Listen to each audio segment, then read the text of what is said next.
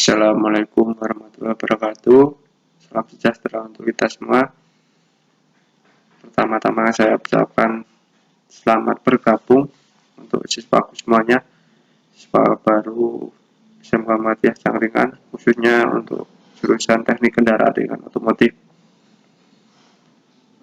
Perkenalkan, saya Pak Habib Nasyafi'i yang selama 1 tahun ke depan nanti saya akan mengajar kalian tentang pelajaran pekerjaan dasar teknik otomotif atau disingkat PDTO. Dalam pekerjaan dasar teknik otomotif nanti akan kita sampaikan berbagai macam materi yang menjadi dasar kita di dunia otomotif. Sebelum kita mulai untuk pelajarannya, yang pertama nanti saya akan menyampaikan untuk kontrak belajar pembelajaran dengan Pak Habib. Untuk kontrak belajar ini untuk semester ganjil ya. Untuk materi kita pada semester ganjil ini ada 5. Yang pertama ada hand tool, yang kedua power tools, ketiga special service tool, yang keempat workshop equipment, yang kelima ada alat ukur. Untuk alat ukur sendiri nanti untuk semester ganjil atau semester gasal ini ada 3 macam yang kita pelajari, yaitu alat ukur mekanik, alat ukur elektrik, dan alat ukur elektronik. Nanti di semester kedua nanti masih ada alat ukur lanjutan ya, nanti kita bahas di semester kedua.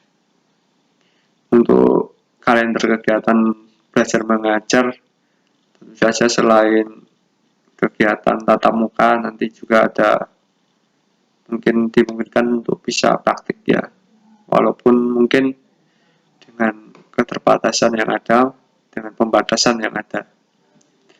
Untuk kalender KBM nanti ada ulangan harian, ada UTS, ada UAS. Untuk ulangan harian insya Allah kita laksanakan setelah selesai materi per babnya, karena kita ada 5 bab, jadi kemungkinan untuk ulangan hariannya ada 5 kali.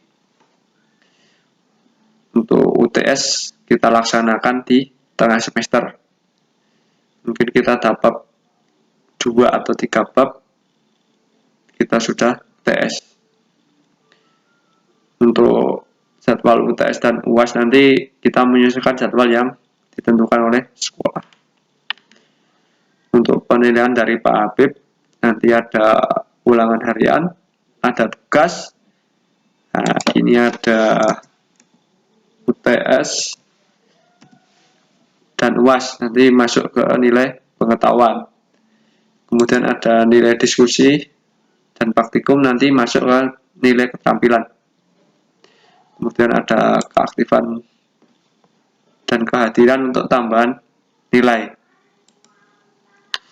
Nanti keaktifan dan kehadiran kalian saat pembelajaran daring nanti masuk di tambahan nilai ya. Untuk aturan belajar ada 2 kewajiban ya. Yang pertama kewajiban untuk siswa dan kewajiban untuk guru. Untuk kewajiban siswa, yang pertama siswa melaksanakan pembelajaran daring sesuai dengan jadwal yang sudah ditentukan sekolah. Yang kedua, absensi selama pembelajaran daring melalui tugas atau hal lain yang diberikan setelah siswa mempelajari materi yang diberikan. Untuk absensi nanti bisa melalui tugas yang saya berikan atau dengan kegiatan lain yang sudah saya tentukan. Misalnya seperti kalian ini melihat video ya, video pembelajaran yang Pak Habib buat, kemudian kalian ambil screenshot. Nah, screenshotnya itu untuk presensi nanti di Google Formulir. Kemudian yang ketiga, setiap siswa mengerjakan sesuai dengan petunjuk serta pengulangan sesuai dengan waktu yang sudah ditentukan. Yang keempat, siswa harus mentaati serta melaksanakan kontrak belajar yang tertulis pada kontrak belajar ini ya. Untuk kewajiban guru atau kewajiban saya, yang pertama, guru harus mengecek kehadiran siswa setiap kali proses pembelajaran daring dilaksanakan. Yang kedua, guru wajib memberikan pelajaran sesuai dengan jadwal. Dan jika ada perubahan jadwal, maka harus dilaksanakan diskusi terlebih dahulu. Insya Allah Pak Habib akan memberikan pelajaran sesuai dengan jadwal yang telah ditentukan.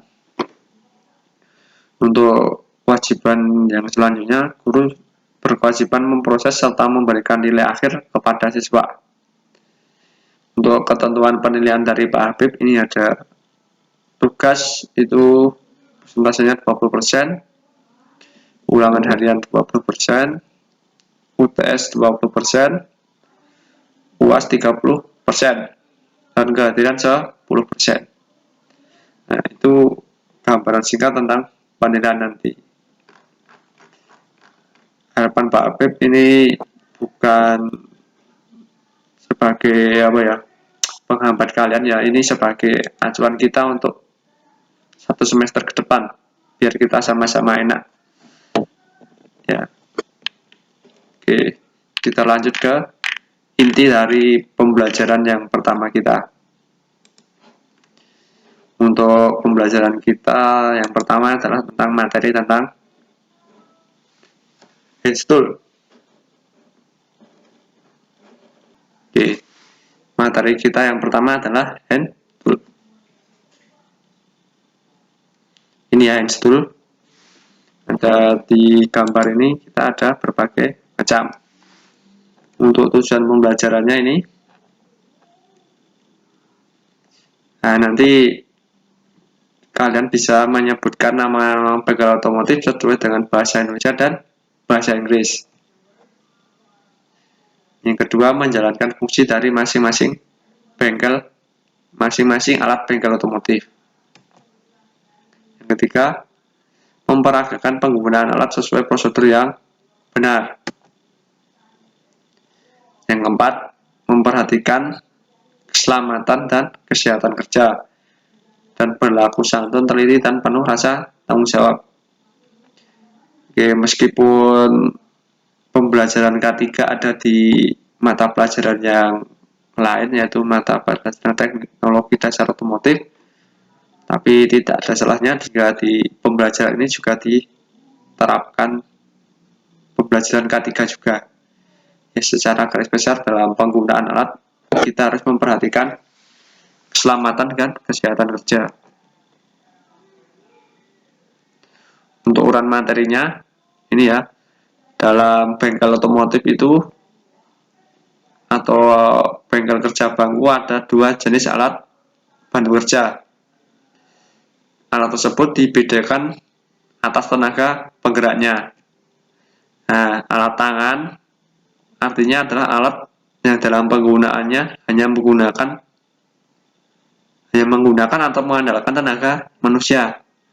Itu adalah hand tool yang akan kita bahas di pertemuan pertama ini. Nah, yang kedua ada power tools. Power tools untuk penggerakannya menggunakan tenaga bantu dari mesin. Itu tenaga bantu dari mesin itu biasanya misalnya dengan tenaga bantunya listrik atau yang lainnya. Ada juga yang penggeraknya angin. Nah, itu masuk kategori power tools atau alat yang bertenaga mesin. Nah, ini contoh power tools. Nah, itu yang muncul terakhir itu adalah contoh hand tool. Ini penggeraknya listrik, ini pakai tangan. Nah, kita masuk ke hand tool yang pertama. Hand tool yang pertama itu namanya kunci pas. Bentuknya seperti ini. Mungkin kalian juga sudah sering tahu ya, apalagi kalau kalian sering bengkel. Ya, bengkel membetulkan motor atau yang lainnya. Nah, ini sangat sering kita jumpa ya, namanya kunci pas. Itu bahasa Indonesia kunci pas, untuk bahasa Inggrisnya open and spanner. Kunci pas itu terbuat dari bahan baja, yaitu logam paduan krom vanadium. Kunci pas ini digunakan untuk melepas baut atau mur yang sudah dikendorkan dengan kunci soket atau ring. Kalau baut atau murnya ini terlalu keras, jangan dikendorkan dengan kunci pas, nanti bisa merusak baut atau mur. Nah, ini ya terangannya ya. Bautnya ke kepala masing-masing ujung itu sudutnya 15 derajat, atau ada juga yang 90 derajat. Oke, untuk kunci yang kedua ada kunci ring. Untuk nama Inggrisnya offset ring spanner. Spanner itu artinya kunci. Ini bentuknya. Nah, ini contoh penggunaannya ya. Ada lakukannya itu. Sudut offset yang lazim adalah 45 derajat, namun tidak selalu demikian. Sudut ini memungkinkan span dapat terpasang tepat pada mur atau baut. Ketika membuka baut pada ruang terbatas, kunci dapat diangkat dan dimasukkan kembali. Kunci ini tidak didesain untuk diberi extension karena tidak tahan dan dapat slim atau mengalami kerusakan yang dapat mengakibatkan cedera. Ya, itu sedikit penjelasan tentang kunci ring. Terus yang selanjutnya ada kunci pas ring atau kunci kombinasi atau combination spanner. Nah, ini ya bentuknya ya. Di sini kunci pas, di sini kunci ring. Jadi namanya kunci pas ring atau kunci kombinasi. Kunci ini cukup praktis, digunakan untuk mengencangkan atau mengendorkan baut, terutama pada bagian tidak terjangkau oleh kunci soket. Kunci ini berguna untuk menyetel pengikat dengan ukuran yang sama pada posisi yang berbeda. Selanjutnya ada kunci nipple atau flare nut spanner. Nah, ini biasanya ada di sistem rem. Ini ada di misalnya di master cylinder atau di master rem. Itu gunanya itu ya. Ini pipa rem. Gunaannya nanti besok kita praktekkan ya. Gunanya seperti apa. Nah, kunci ini digunakan untuk mengencangkan atau melepas baut pada sambungan pipa-pipa. Nah, kalau di mobil pipanya itu biasanya di sistem rem. Nah, selain di sistem ring, bisa juga di injektor rem. Nah, injektor rem itu biasanya di mobil injeksi atau di mobil diesel.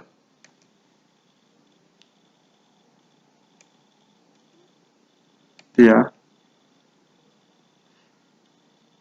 Ini saat penggunaan kunci nipple atau flare nut spanner, jangan diberi perpanjangan atau tidak boleh dipukul.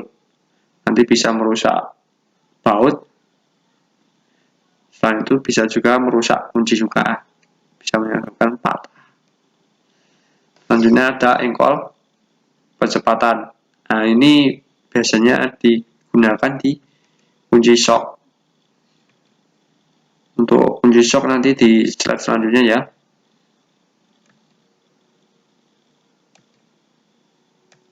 Nah, itu dikombinasi dengan kunci soket. Untuk ratchet ini ya. Nah, ini juga kelengkapan kunci soket. Digunakan untuk melepas atau memasang baut yang sudah dalam keadaan longgar. Nah, besok kita praktekkan penggunaannya seperti apa. Mungkin dari kalian juga sudah sering menggunakannya ya. Nah, ini biasanya bunyinya klik klik klik klik klik gitu ya. Terus ada batang geser T, sliding T bar. Bentuknya seperti ini.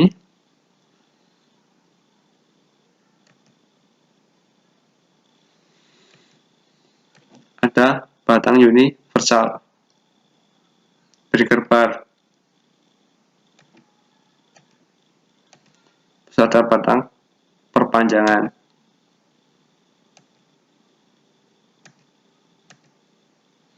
Ada sambungan shock universal. Nah, ini contohnya ya.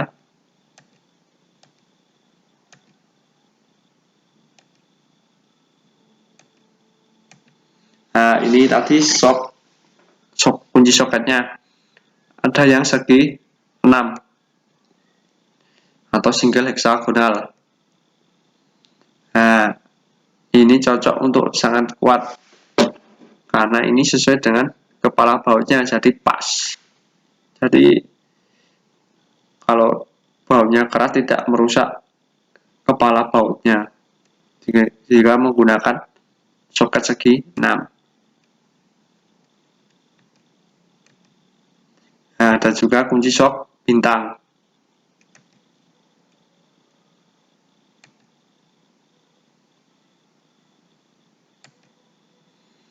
Ada juga kunci busi.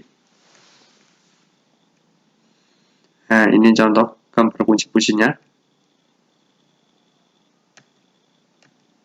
Nah, selanjutnya ada kunci Allen, atau kalau mungkin kalian mengenalnya dengan kunci L.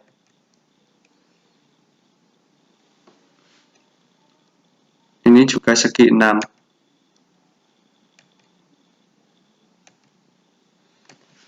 Kemudian ada adjustable atau shifting spanner. Kalau kalian mungkin mengenalnya namanya kunci Inggris. Nah, ini bisa disetel mulut. Kunci ini bisa disetel. Biasanya untuk mengecel apa membuka baut yang tidak ada kuncinya.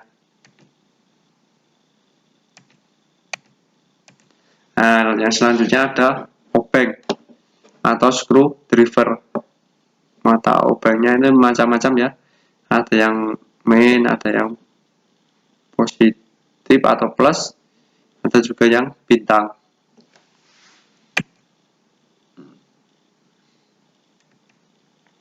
Fungsi obeng itu membuka atau mengencangkan skrup. Dan kalau kita pakai obeng, kita harus sesuaikan antara mata obeng dengan skrupnya.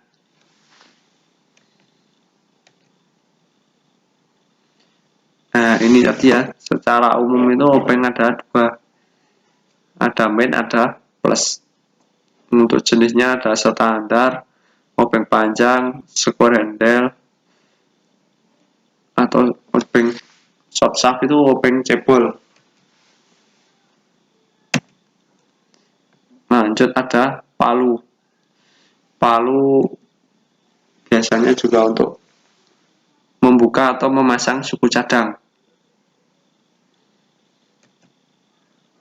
Palu itu macamnya juga banyak, ada palu karet, palu besi, palu plastik. Nah, kalian bisa tahu macam-macamnya nanti.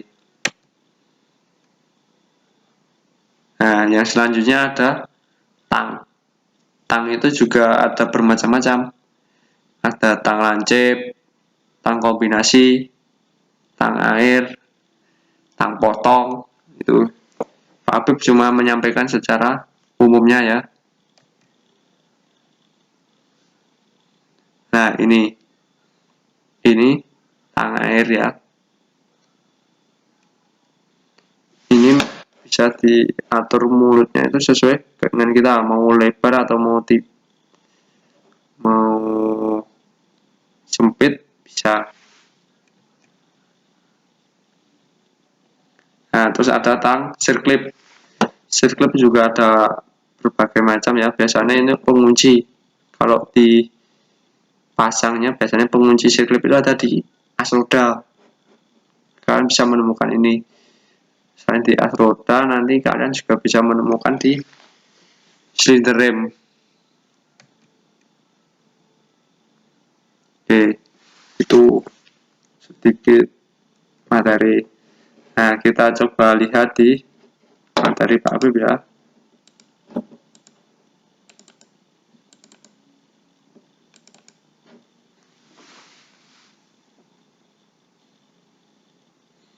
Mungkin ada yang terlewat, kita lihat.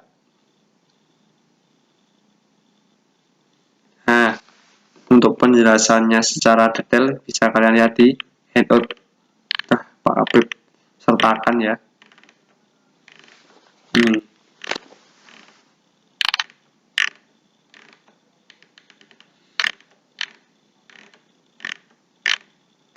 Nah, ini tadi yang belum ada kunci roda. Ini bentuknya seperti ini. Bisa juga kita membuka baut roda itu dengan kunci shock. Itu bisa kita gunakan dengan sambungan tadi. Bisa pakai perpanjangan terus batang T. Nah, itu kita bisa membuka roda.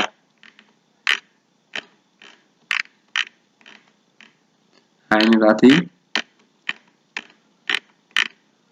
Nah, yang belum Pak Habib sampaikan ada obeng ketok. Nah, ini untuk membuka baut atau skrup yang keras. Terus ada scrap. Dredge gauge itu biasanya untuk mengukur kulit. Nah, ini alat ketebalan filler cake. Starter ping pulse itu penitik ya, untuk menandai. Nah, untuk tang tadi ada macam-macam. Ini tang potong, tang kombinasi, tang cucut, tang sambungan, tang air, ada tang buaya atau vice grip, ada sirklip dalam, sirklip luar. Nah, tadi ada selanjutnya ada palu konde, palu kuningan, palu plastik, palu kulit, palu karet. Nah, itu sedikit materi tentang gestul. Selain dari yang Pak Habib sampaikan, kalian bisa browsing atau membuka Google bermacam-macam gestul, termasuk bagaimana cara penggunaannya. Pak Habib di sini hanya sedikit membuka wawasan kalian tentang gestul.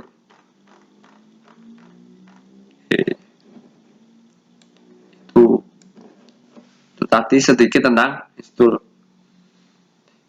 Silahkan kalian pelajari baik dari materi yang Pak Habib berikan maupun sedikit penjelasan tadi. Kalian juga bisa belajar lewat Google atau YouTube juga, termasuk bagaimana cara penggunaannya. Itu untuk keselamatan kerjanya yang pertama ya jelas kalian perhatikan ya, alat dan media yang kalian gunakan harus sesuai. Misal bautnya keras, baut atau murnya keras itu jangan menggunakan kunci ring. Usahakan pakai kunci yang bidangnya itu sesuai dengan alatnya. Misalnya pakai kunci shock. Kunci shocknya pun pakai yang segi 6 karena nanti lebih presisi dengan baut kalian ini. Pakai segi 6. Kepala baut kan segi 6. Kalian pakai soket, kunci soketnya juga yang segi 6. Jadi tidak membuat baut rusak atau istilahnya bol atau slack. kalau pojok bengkelnya itu ya. Tuh. Oke. Mungkin itu yang Pak Habib sampaikan sedikit untuk pertemuan pertama. Untuk pertemuan ke depan minggu depan insya Allah akan Pak Habib siapkan materi yang lebih detail tentang lanjutan install, termasuk nanti Pak Habib sampaikan cara penggunaannya. Ini kita masih sebatas mengetahui macam-macam install dulu. Oke, itu dulu yang Pak Habib sampaikan. Nun wal qalam turun. Terima kasih. Assalamualaikum warahmatullahi wabarakatuh.